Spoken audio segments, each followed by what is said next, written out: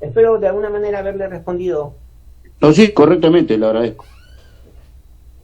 ¿Alguna otra intervención? Doctora, buenas noches. Sí. Este, Yo soy ingeniera. al mismo tiempo pienso que también esta es una problemática, es un problema estructural del gobierno. Eh, eh, Ahí se nota falta de voluntad política para crear las condiciones, ¿no? Las condiciones necesarias, pues, Sí, es cierto. para la población, las condiciones adecuadas. Yo me encontré. Eso yo creo que es lo que falta en realidad.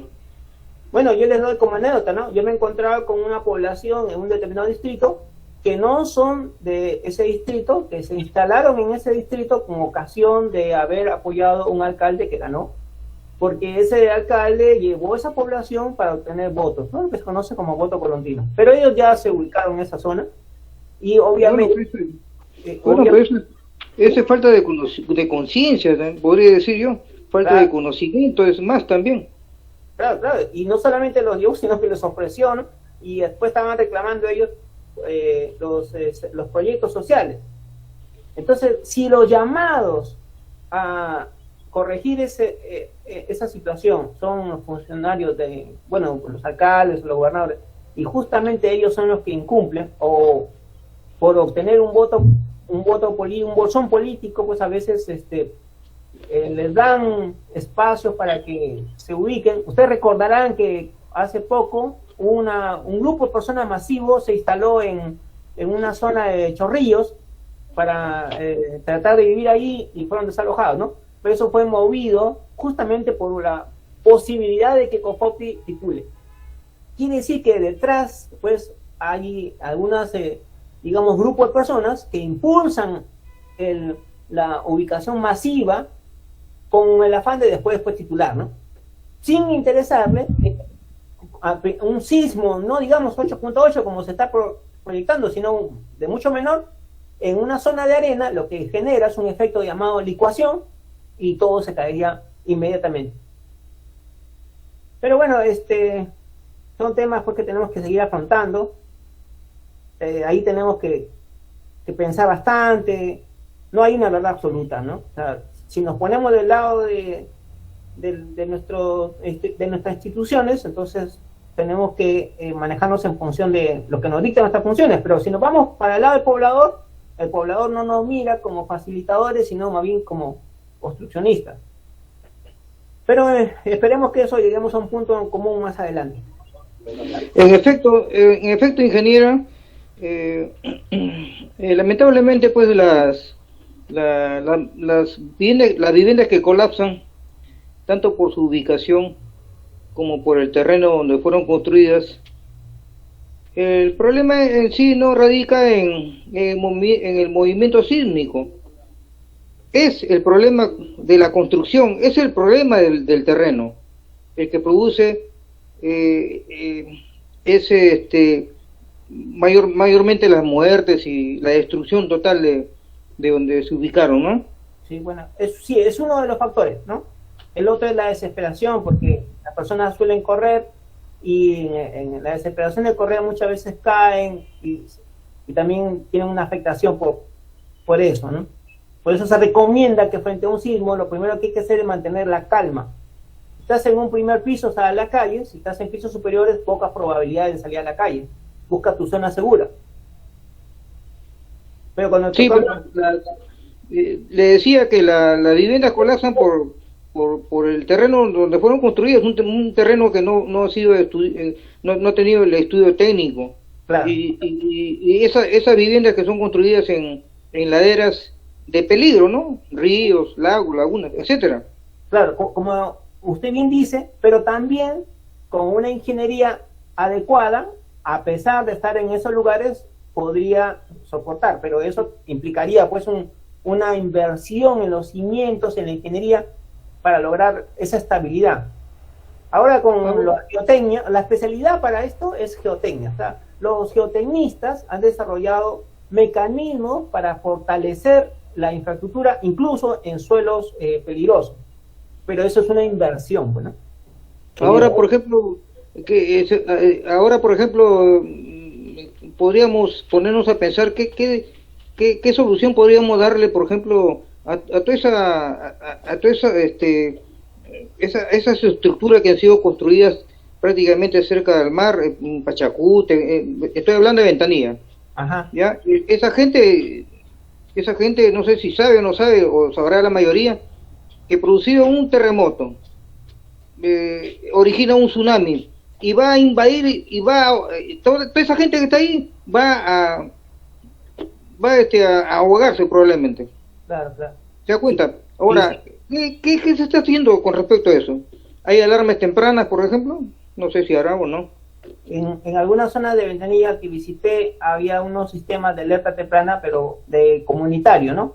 Pero el IGP está desarrollando otro sistema de alerta un poco más, no, un poco nada, bastante moderno, pero no tengo la seguridad si tiene sus instalaciones también en Ventanilla.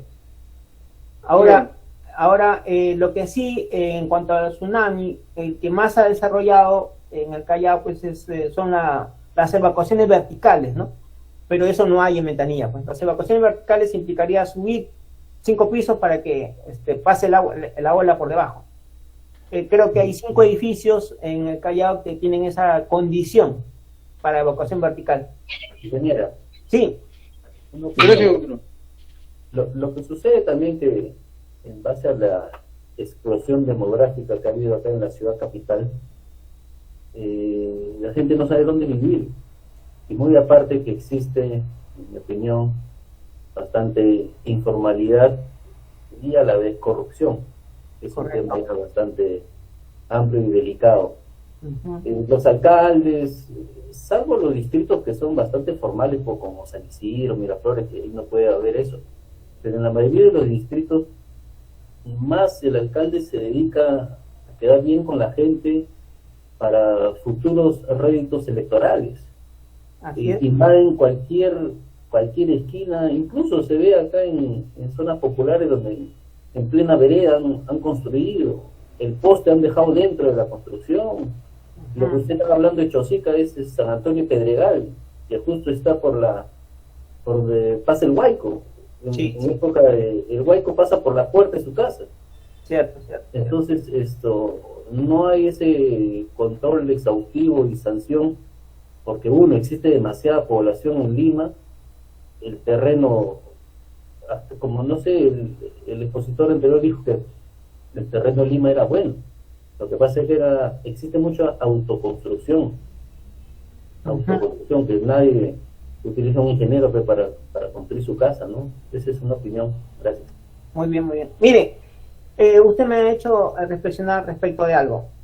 Bueno, todas las actividades que llaman a generación de empleo también convoca a que la gente viva en estos lugares, y cuando se copan esos centros, digamos, esos núcleos, comienzan a crecer periféricamente. Quiere decir que tal vez una de las soluciones sería desarrollar o impulsar el desarrollo en otras regiones fuera de Lima, en algunas provincias o distritos, de tal manera que si el progreso está en esos sitios, motiva a que mucha gente migre a esos lugares, pero esta vez considerando actividades de resiliencia. Pero claro, ¿cómo podríamos lograr generar esos nodos de progreso? ¿Y en qué provincias? Eso es planificación. O sea, ahí tenemos nosotros tal vez una salida para lograr que la población migre a otra zona. Si tu futuro está en otro lugar y tienes acá un lugar que está en riesgo, pues probablemente lo dejes, ¿no? Y te mudes a otro sitio donde vas a tener trabajo, crecimiento para los hijos, la familia, bienestar. Pero ¿cómo crear eso? En otros países se ha hecho algunas ciudades especiales con esas consideraciones. En Brasil, por ejemplo, Brasil es una ciudad diseñada para lograr migración. Y me parece escuchar que hubo un proyecto en la selva del Perú, pero no me han dado mayores datos. Lo que pasa es que Lima es el sueño americano, pues de muchos provincianos, pues todos quieren venir a Lima, no van a querer ir a otro lado. Bueno, acá está centralizado la mayor parte económica, ¿no? Entonces, si alguien va a hacer un proyecto en la selva, pues la selva pues, le falta hasta el internet, le faltan muchas condiciones, ¿no? Entonces, tal vez una de las soluciones sería pues que algunos ministerios no estén en Lima, ¿no? O mucho mejor, que el gobierno no esté en Lima. Un planteamiento de no recuerdo qué prócer independentista planteó que Jauja sea la capital del Perú y no Lima. Bueno, pero hemos dado una catarsis, ¿no? Podría, creo. Sí, hemos dado una catarsis de ideas y bueno, esta es la riqueza pues de este tipo de discusión. Pero bueno, planteando, mire que esta es la parte práctica. Si nosotros, ¿cómo vamos a articular? La articulación yo sugiero, ¿no? Que deba ser así en el caso del Poder Judicial. Ustedes tienen su plana mayor, que está conformada por el grupo de trabajo de la gestión de riesgos, la preside la doctora y su gerente general, ¿no? Tienen ya su resolución. Pero obviamente, pues, su preocupación de este grupo de trabajo es la administración de la justicia. Entonces, requieren tener un equipo técnico que se aboque a algunas especialidades, por ejemplo, la gestión de riesgos. Probablemente ya nombraron su equipo técnico o tal vez aún no. Este equipo técnico es el que va a administrar, va a ejecutar todas las acciones de la gestión de riesgos. Digamos que son los actuantes en la alta esfera, ¿no? Pero obviamente tienen que aterrizarlo a nivel jurisdiccional. Entonces tiene que haber un grupo de coordinaciones a nivel de distrito judicial. Esa fórmula, ese diseño, yo pienso que deben estar ya planteándolo en sus autoridades. Como les mencioné, nosotros tuvimos la Política Nacional de Gestión de Riesgos que ya venció y fue actualizada. Tenemos ahora una nueva, que está orientada al 2050. Y aquí hay 3 cosas que debemos desarrollar, todos. Tenemos que articular, y la palabra articulación es un poco mal entendida. Hay 2 formas de articular, se coordina y se coopera. Entonces, 2 entidades diferentes, cuando tienen objetivos comunes, hacen coordinación para no duplicar esfuerzos. Pero en algunos casos, una de ellas tiene mayor conocimiento, más experticia, más capacidad técnica, operativa, en fin, entonces coopera con la otra. Eso es lo que tenemos que buscar. Tenemos que identificar cuáles son aquellos sectores o gobiernos regionales o locales con los cuales interactuamos, bajo coordinación o cooperación. Generalmente se establecen convenios, y se firman convenios en función de estas acciones. Bueno, la política nacional ustedes ya la conocen, la tenemos al 2050, tiene 6 objetivos. Yo creo que lo que está en rojo, mejorar la comprensión de riesgo, estamos haciéndolo. O sea, estamos desarrollando la comprensión de riesgo primero a nivel de funcionarios y servidores, y después ustedes van a tener que hacer la réplica con sus compañeros o con otros actores. Y de alguna forma estamos entendiendo que tenemos que mejorar las condiciones de ocupación y uso del suelo. Ahora, no estamos mejorando las condiciones, pero bueno, ya tenemos la conciencia un poco más clara de eso. Y tenemos que implementar la gestión de riesgo articulada con los planes y con otras instancias. Entonces, también yo creo que ya ustedes están en este momento en esas condiciones, ya pueden hacerlo, o por lo menos comenzar a hacerlo. Y además a incorporar la gestión de riesgo en todas sus inversiones, en todos sus proyectos de inversión. Todo aquello que van a hacer en adelante tiene que tener un componente de gestión de riesgo. Asegurar la atención de la población. En su caso, ¿cuál es su población? Yo creo que su población son los servidores, los funcionarios y sus administrados, dentro de sus instalaciones y aquellos que están interactuando fuera de sus instalaciones. Y los medios de vida, los medios de vida se entiende, generalmente la población se entiende como aquello que nos genera los ingresos para alimentación, salud, educación. O sea, todo aquello que nosotros hacemos y nos pagan por eso. En el caso de la población. Pero medios de vida en el Poder Judicial, yo lo puedo entender como los servicios que brinda el Poder Judicial. Entonces, ustedes enumeran todos los servicios que brindan y eso tiene que protegerse. Y si se pierde, tiene que recuperarse rápidamente a través de acciones de rehabilitación. La palabra rehabilitación implica brindar el servicio tal como se daba antes, brevemente o incluso de mejor calidad. Bueno, digamos que el instrumento que orienta todas estas acciones se conoce como el Plan AGER, ¿no? El Plan Nacional de Gestión de Riesgo de Desastres.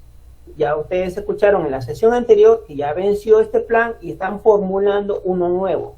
Este nuevo, yo supongo que debe ser en paralelo a la política, así que debe ser del 22 al 2050. O tal vez lo hagan para 5 años, para menos tiempo. Aún no sale. El año pasado dijeron que ya estaba casi listo y lo iban a publicar. Miren, bueno, ha pasado bastantes meses y probablemente ya pues quedan, ¿cuántos meses nos quedan? Nos quedan 4 meses para que termine el año. Ojalá que este año ya tengamos un plan nacional actualizado, y si no, mientras tanto, se nos ha dicho que este es nuestro referente, así que sigamos con este plan AGER. Tiene aquí algunas estrategias, de alguna manera también se requiere ajustar, así que les voy a colgar el plan AGER en la plataforma para que ustedes accedan y la revisen. Y en la próxima clase podemos discutir un poco de eso. Pero, y esa es la pregunta de uno de sus compañeros, ¿no?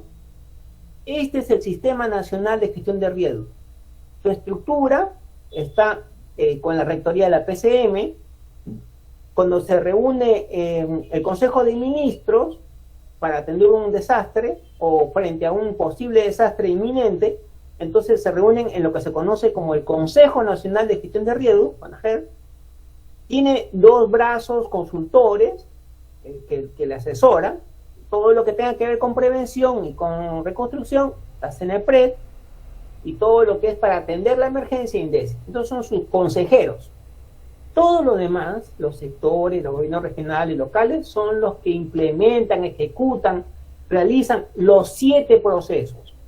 CENEPRED solamente se encarga de 3, la parte de estimación, prevención, reducción y reconstrucción, e INDECI la preparación, la respuesta y la rehabilitación. Pero los sectores, los gobiernos hacen los 7. El Poder Judicial se adhiere al sistema.